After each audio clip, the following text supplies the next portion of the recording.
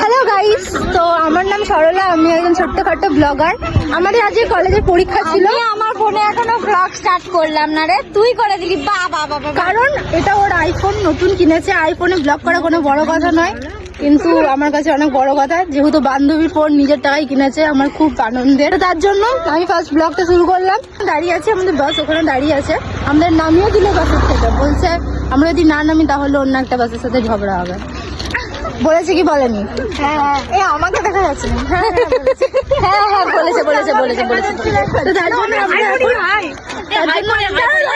তো তার জন্য আমরা রাস্তায় দাঁড়িয়ে আছি, সবাই হাই বললো। আমাদের ব্লগে ব্লগ কম হয়, বদমাইশি বেশি হয়। আরে আমার ফোনে আমি এখনো ব্লগ বানাইনি রে, তুই বানালি। বাবা থ্যাংক ইউ থেকে বের করে দিয়েছে এই ছেলেটাকে।